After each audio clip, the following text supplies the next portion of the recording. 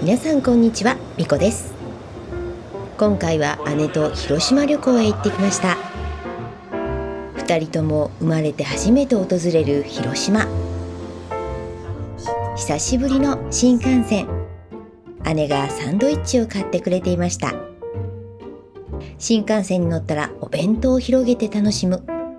これぞジャパニーズスタイルの旅行の楽しみ方。京都で有名な静屋のふんわりオムレツサンド。今回も無制限に食べまくります。新大阪から広島まで1時間20分で到着。広島駅直結徒歩1分。駅改札から雨に濡れることなく移動できる便利な立地。シェラトングランドホテル広島に宿泊します。エントランスに足を踏み入れると、秋の装いでお出迎え。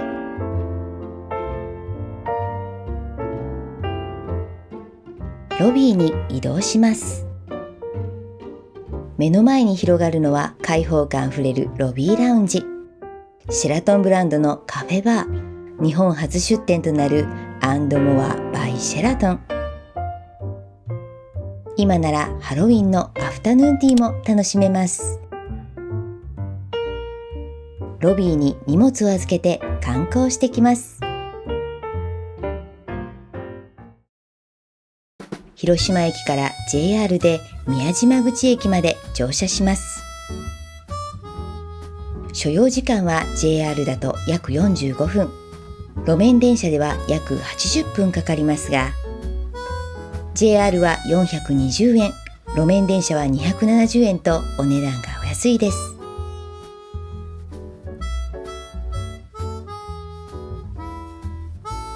電車移動は30分程度。おしゃべりしてたらすぐに着きました。フ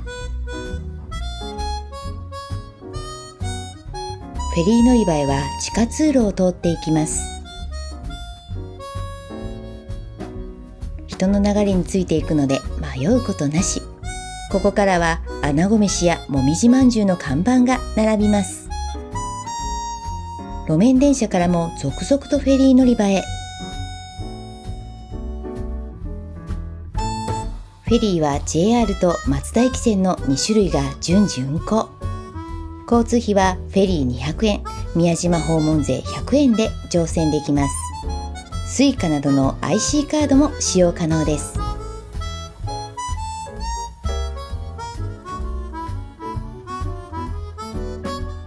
お天気がいい日だったので外で遊覧することに。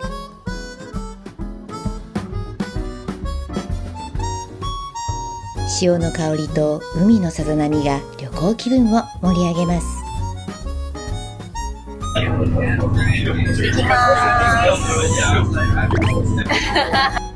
もう島が見えてきましたよ。約10分ほどで到着です。大きな揺れもないからお子様連れも安心。車が降りてから下船できます。宮島港に降り立った私たちは足早でとある場所へ向かいます。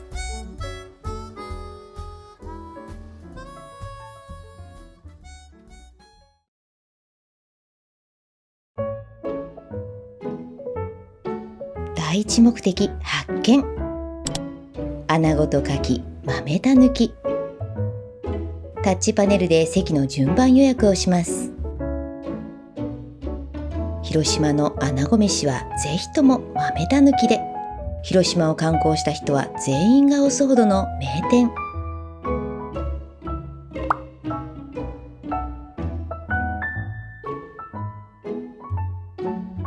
商店街の軒につけられている日よけは、お客様の暑さや寒さを和らげるようにお店同士が協力し設置しているそう。賑やかさとほっこり癒される宮島表参道商店街です。お店のすぐ横に待合室があります。メニューを眺めて待ってよっと。観光地とは思えないリーズナブルなところもいいですよね。お一人様ドリンクまたはお食事のワンオーダー制。海外の方と修学旅行生たちで賑わっていますね。11時開店のお客さんが引いた後だったのですぐに店内へ。注文は QR コードで。はい、お疲れ様です。お疲れてないけどね、まだ。うん、そうそう。今からやけどね。今からです。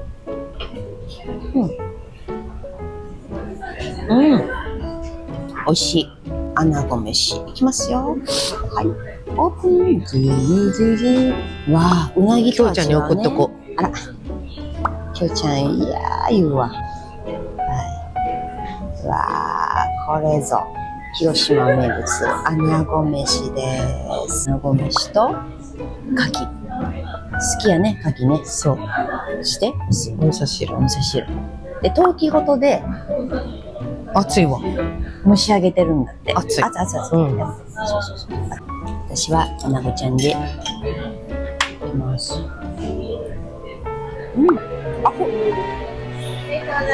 こうでもちっちゃく見えて結構ボリュームある。ボリュームあるよ、これ。ほら。あっさりやね。そう。うなぎよりやっぱりあっさりしてる感じ。これは皆さん並んでも食べるかな。ね。こういう穴子ってなかなか食べられへんもんな。美味しい。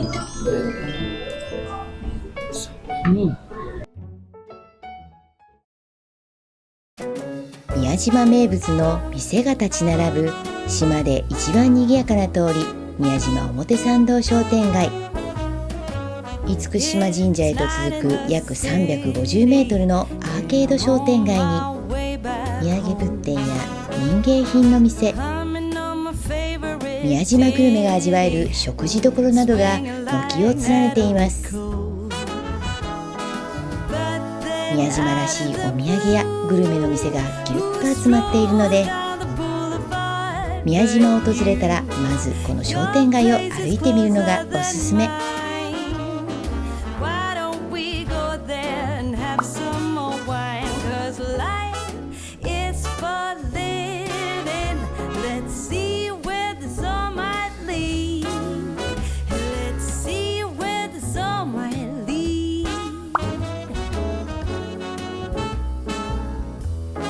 縁起物として親しまれている宮島杓子は、名前や好きな言葉を書いてくれる店もあり、旅の良い記念になりますね。広島はかき醤油も有名ですよね。テスティングできるから好みのお醤油が購入できます。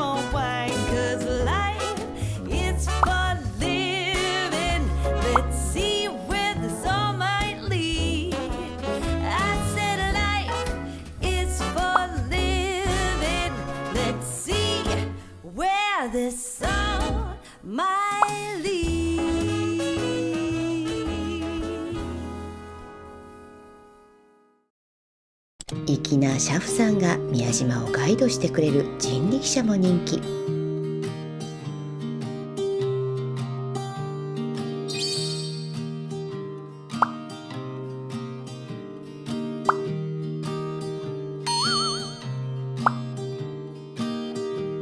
空まで澄み切った秋晴れで気持ちいい。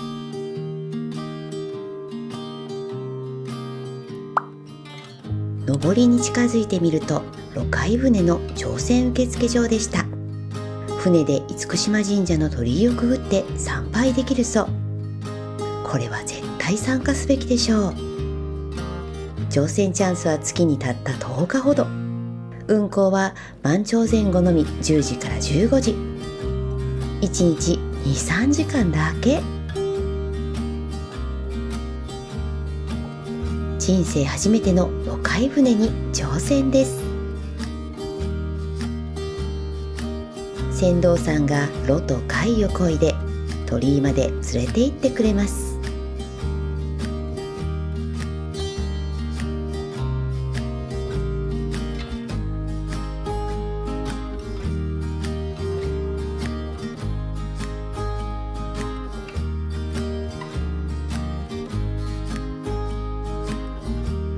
潮の流れに乗せて漕いでいるので漕ぐのは案外楽なんですと船頭さん。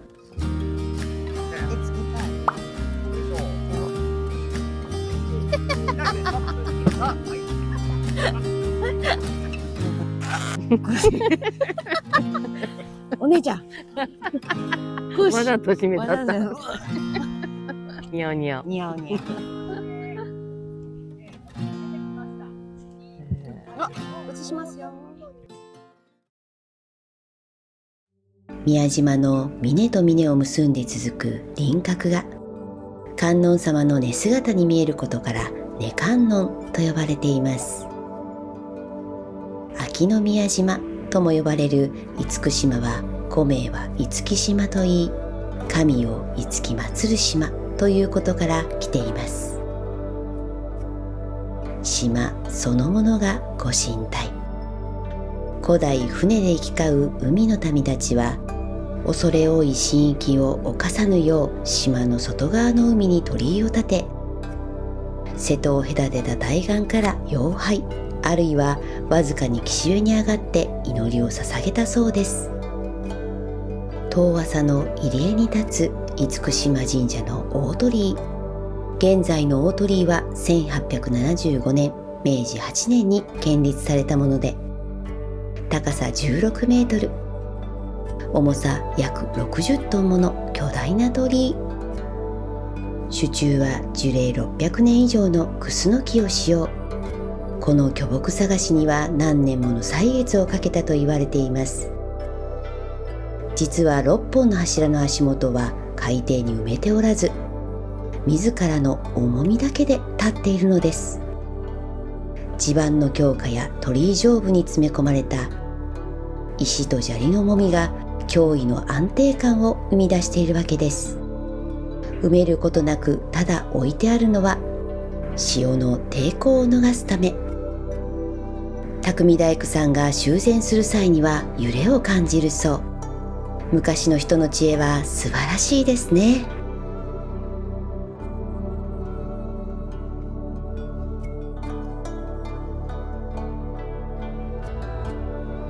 厳島神社。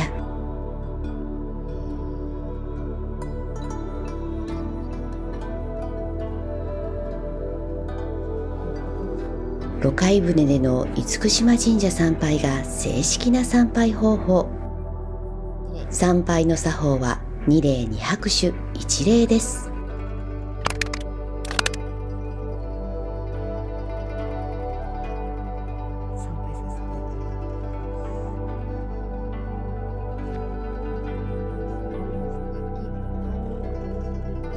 厳島神社の名が広まるのは12世紀のこと。権力の絶頂にあった平清盛の熱烈な信仰を受けてからです。それまでの厳島神社がどのようなものであったのかはわからないが、それを今見られるような壮麗な姿に作り変えたのが平清盛。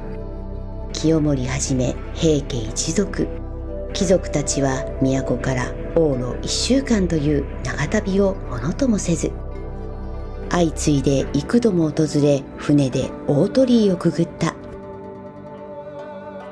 本殿を通して島を拝し、一門の繁栄を祈ったそうです。帰る時ももちろん鳥居をくぐって帰ります。縦 2.6 メートル、畳3畳分、その重さは150キロもあるという大鳥居の変額。社殿側には古名の厳島神社、沖側には厳島神社と対処されてあります。社殿側の変額には雲龍が彫刻されています。この大鳥居には龍神様が住まわれているそう。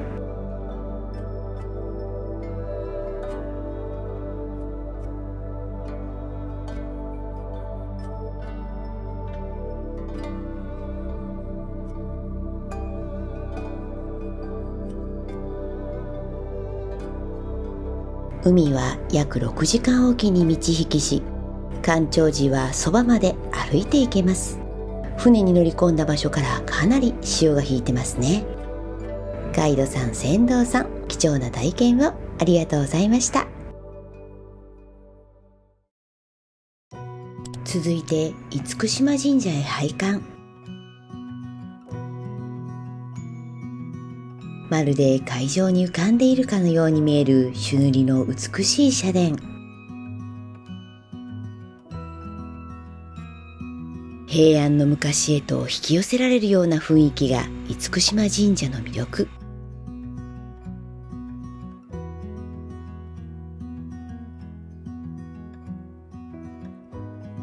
潮で流されてきた海の生き物たちも見ることができます。東回廊を進むと干潮時のみ見ることができる鏡池。手鏡のような形の池が3カ所現れます。御本社を中心とする左右の回廊でつながる客神社や天神社、能舞台などが背景に広がる自然と調和したまるで絵を見るような美しさ。その華やかで神秘的な建築美は訪れる人々を魅了しています。三女神の人柱、市来島姫の命様は皆さんご存知の七福神の人柱、弁財天様です。金運、学問、恋愛、美容など多様なご利益をもたらす女神様ですね。潮の香りと海の風が気持ちいい。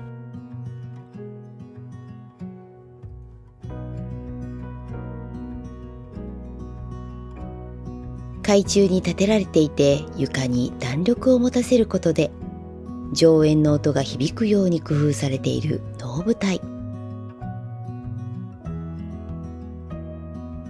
日本百名橋に選ばれている反橋。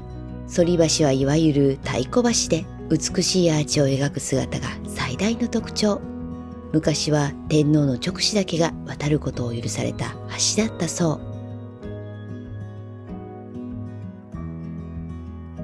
西回廊出口を出て大願寺へ。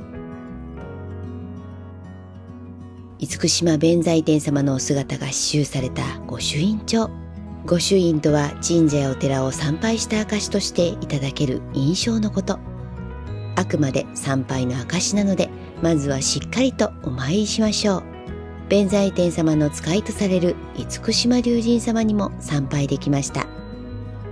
宮島水族館やフェリーも楽しめます。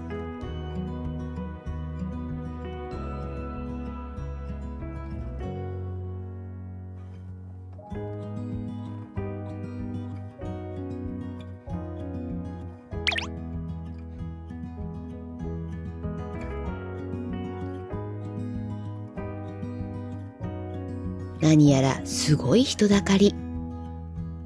宮島うまいもの館宮島クッキーソフトの行列でした。週に4日から5日1時間のウォーキングを欠かせない姉。動ける体があるからこそいろんな場所へ行けますね。土足厳禁。靴を脱いで報国神社へ。目に飛び込んでくるのは天井に掲げられたたくさんの絵馬。豊臣秀吉の命により安国寺永慶が建立を始めたものの、秀吉の急死によって未完成のまま現在に至っています。857畳の畳を敷けるほど広く、軒瓦には金箔が押してあることから、完成していればさぞや豪華な桃山文化を取り入れた大経堂になっていたと思われます。社務所で御朱印を書いていただけます。ご利益は仕事上の人間関係改善や幸福、良縁将来。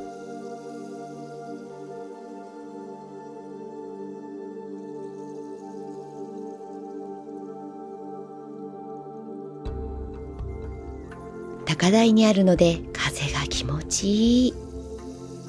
江戸時代には納涼や交流の場として利用されていたそう。瀬戸内海や厳島神社の大鳥居を眺められる絶景。千手閣の拝観料は大人100円、小中学生が50円です。再び博多屋さんで一息つくことに。揚げもみじまんじゅうですごい人だかり。ずっと食べてみたかった揚げたてもみじまんじゅう。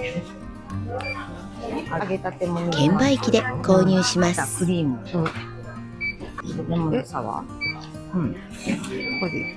オッケー。はい。ありがとうございます。ありがとうございます。ありがとう。すいません。ありがとうございます。なんといっても博多屋の自慢はふんわりきめ細やかなカステラ生地。小豆や抹茶などの和風あんからチョコや桃などの洋風あんにも相性抜群。職人さんが心を込めて毎日丹念に仕込んでいます。店舗北側イベントスペースアマノステラスで休憩。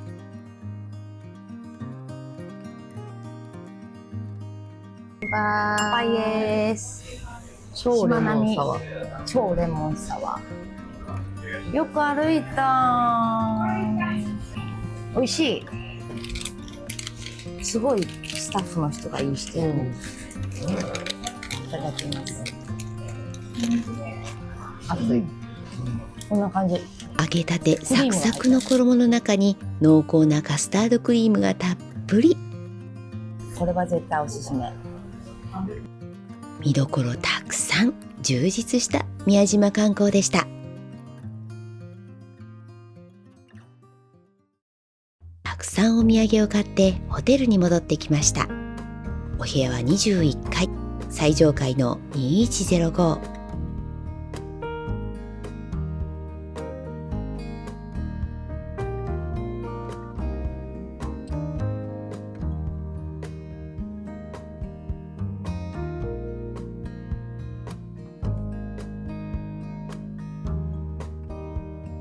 大きな窓から日差しがたっぷりと入る明るいお部屋。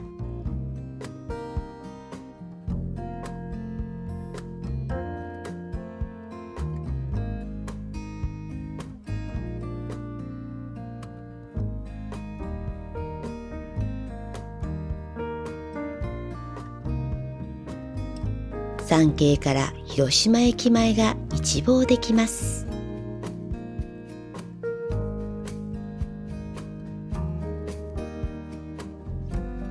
後ろを振り向くとこんな感じ。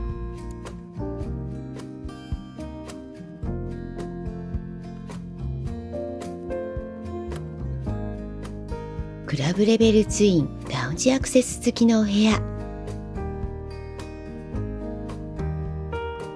フロントでいただいたもみじまんじゅう、2つとも私が食べました。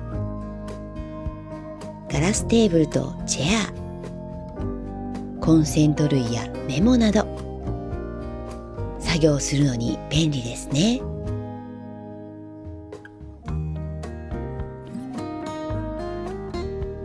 37インチの薄型テレビ、ネスプレッソマシンとお水、カプセルは4つ。引き出しの中にはカップと急須、ケトルはこちらに。引き出しにはデザートスプーンやグラス類、ティーバッグもあります。冷蔵庫のペプシは有料になっています。自慢のシェラトンシグネチャースリープエクスペリエンスベッド。ベッドサイドには DVD プレイヤーに充電器。枕は柔らかめ、固めの枕はクローゼットの中にあります。包み込まれるような着心地のバスローブ。洗面台を見ていきましょう。シンクは1台。石鹸、マウスウォッシュにボディーローション、スキンケアセット。アメニティはトレーに収納。下の収納スペースにはタオル、ゴミ箱、体重計、ドライヤー。バスルームを見ていきましょう。大理石がアクセントのスタイリッシュなバスルーム。歩き疲れた体も癒されますね。シャンプー、コンディショナー、ボディーソープはイギリスのブランドギルクリスト&ソームズ製。ガラスの扉のお手洗いは外からは見えないようになっています。クローゼットの中にはパジャマ、ハンガーや身だしなみセット、セキュリティボックス、アイロンなど。スリッパはこんな感じ。出張先のホテルにズボンプレッサーがあるといいですね。客室すべて35平方メートル以上の開放感あふれるゆとりの広さ。白と木目を基調にした内装でリラックスできる空間になっています。さあお待ちかね、クラブレベルでハッピーアワータイムですよ。お部屋同様木目を基調としたラウンジ。お家でゆったりするような落ち着く空間になっています。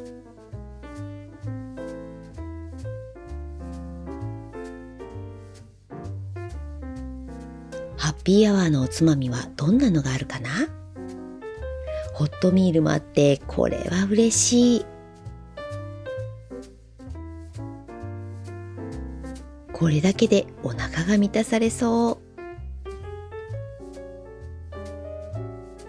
カツオのたたきなどのコールドミートも充実。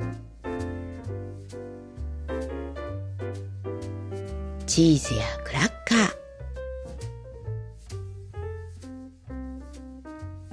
フルーツにプチスイーツまで。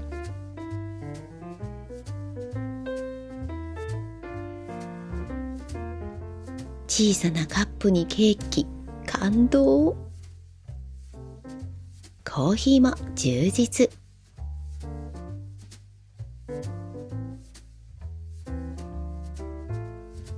もちろん紅茶もこの通り。パンまである。お好きなジャムや蜂蜜で。カクテルも楽しめますよ。冷蔵庫には冷えたソフトドリンクやアルコール、フレッシュジュースやワイン。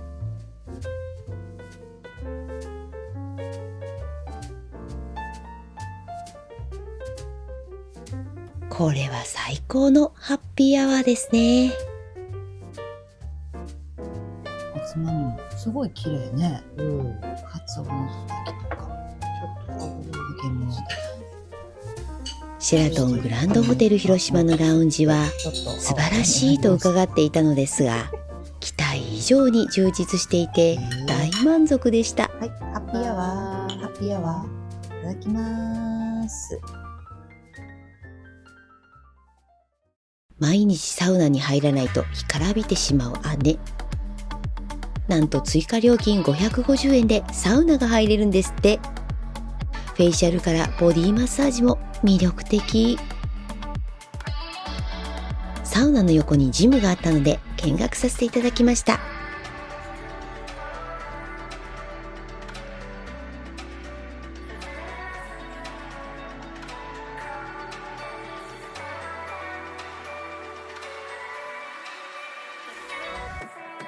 広島駅を眺めながら有酸素運動できちゃう。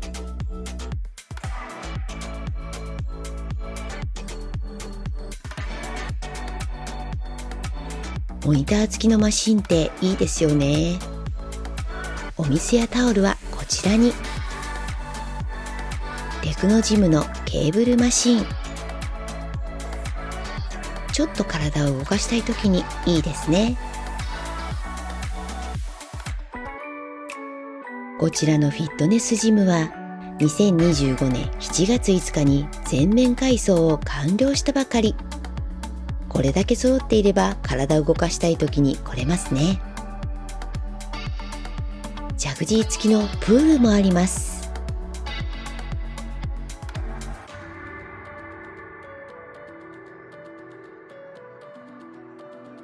小さなお子様とお母様が楽しそうに泳いでました。ファミリーでも満喫できるプール、いいですよね。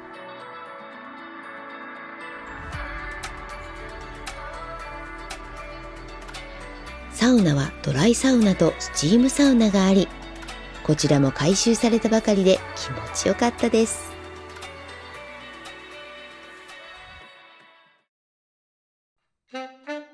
どうしても広島のお好み焼きが食べたくなって、広島駅新幹線口駅江店の中にあるお好み焼き総本店みっちゃんへ行ってきました。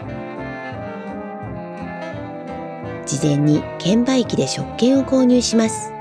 決済方法は現金、交通系 IC カード、QR コード、バーコードの決済、クレジットカードなどに対応しています。食券を購入したら列に並びます。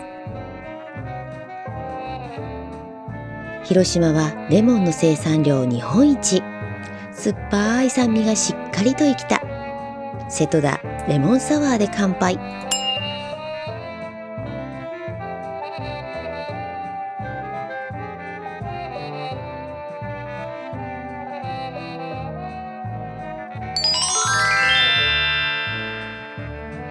ネギかけイカ天生イカ生エビ餅入りお蕎麦にしました。シャキシャキおネギもたっぷりデラックスな一品。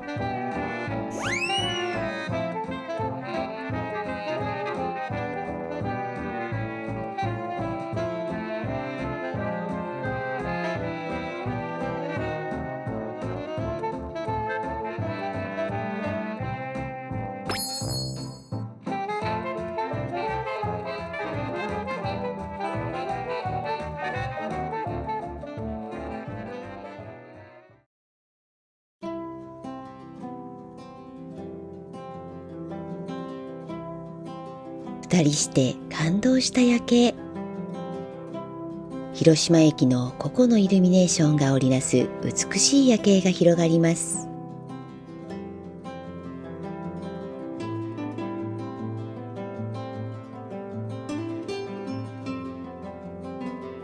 明日は平和記念公園に行くのでゆっくり休みます。おやすみなさい。おはようございます。台風が近づいて風は強めですが、秋晴れの心地よい朝です。今から朝食に行ってきます。朝食はビュッフェレストランブリッジで。お楽しみの朝食はどんなのかな。野菜スープにグリーンサラダにトッピング、コールドミールと各種チーズ、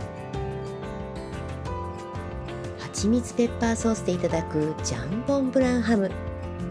食べたことないからこれは絶対食べよう。子供たちが好きそうなフランやペンネ、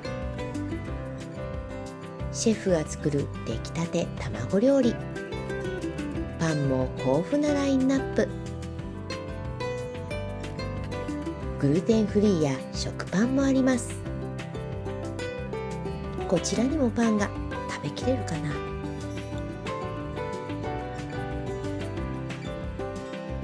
全粒粉 100% のパンや蜂蜜グラノーラ入りのパン、高タンパク質が取れるパルテノヨーグルトも嬉しい。フルーツも盛りだくさん、丸ごとリンゴやライチも。和食も充実していますよ。ご飯のお供がいっぱいです。自家製お豆腐なんて珍しい。お腹に優しいおかゆやあったかいお味噌汁、穴子炊き込みご飯は広島の特権ですね。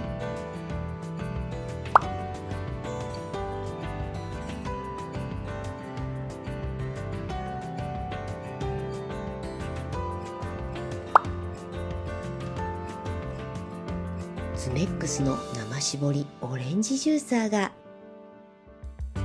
新鮮なオレンジが2つにカットされ、皮を潰すことなく果汁だけを取り出す、搾りたてフレッシュなオレンジジュースが楽しめます。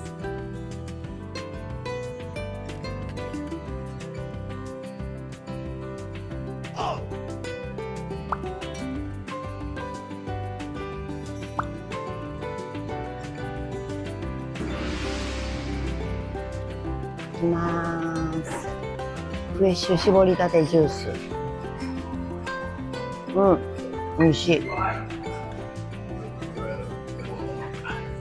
つぶつぶが入ってる。今回サラダなし、フルーツとか食べたいし。おいしい。はちみつのお肉。もうスモークチキンは食べ飽きたから。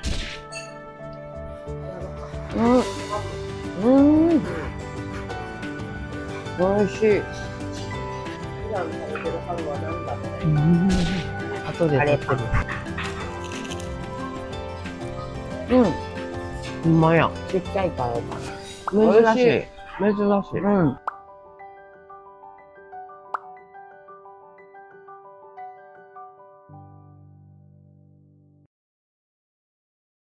広島電鉄の路面電車に乗ります。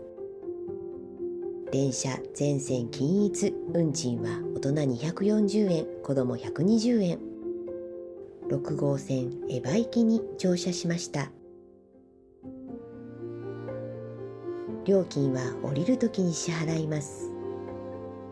所要時間は約20分、原爆ドーム前で降ります。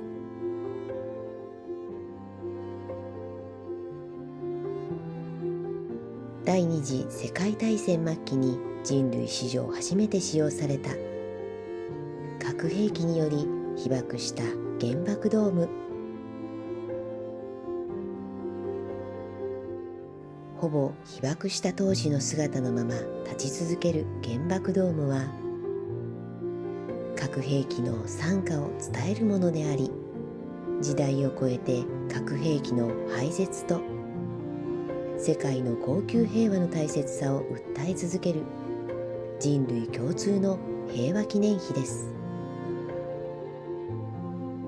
瓦礫も当時のまま残され、戦争の凄まじさが伝わってきます。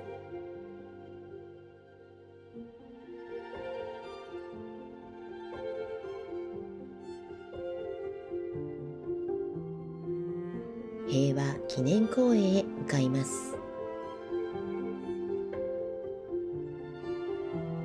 原爆死没者の慰霊と世界恒久平和を記念して開設された都市公園。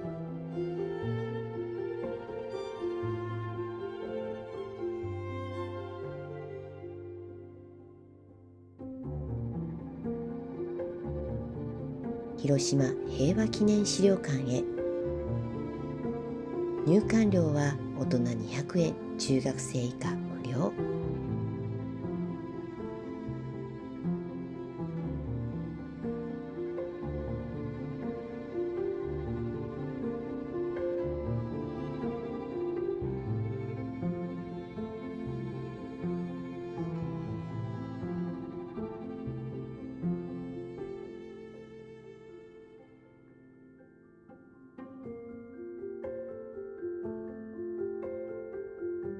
平和記念公園内のモニュメントと合わせて平和について深く考える機会になりました。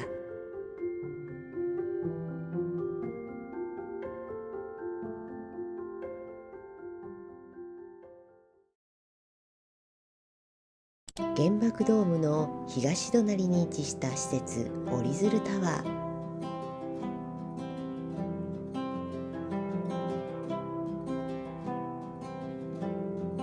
広島にある特別に優れた一品を揃え、あなたのための一品を見つけ出せる場所という2つの意味を持ち合わせたコンセプトを掲げる広島一品。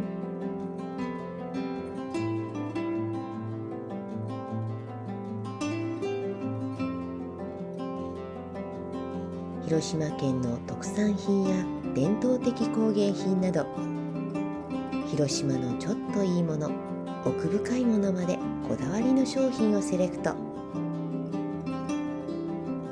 今は約1000種類あるんですって。広島産の果物を中心に使用した自家製ドリンクや銘酒が並びます。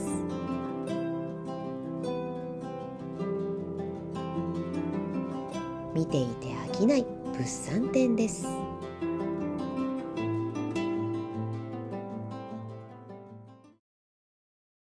ホテルに帰ってきました。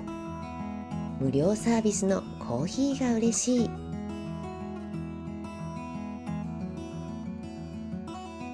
チェックアウト前のロビーラウンジには美味しそうなケーキがずらり。本当に素敵なホテルでした。駅へでお土産選び。なんで後ろで開くの？広島のも有名な。なんで後ろで開くの？なんでそんなのお父さん風に見る？いつもお世話になっている方を思い描きながらお土産を選ぶのって楽しいですよね。あっという間にカゴいっぱいに。あんこが苦手な娘にはキャラメルもみじ。これも美味しかったです。お昼食べます。今食べとかんと。そうね、今ご飯はそう。じゃあ食べたいと思います。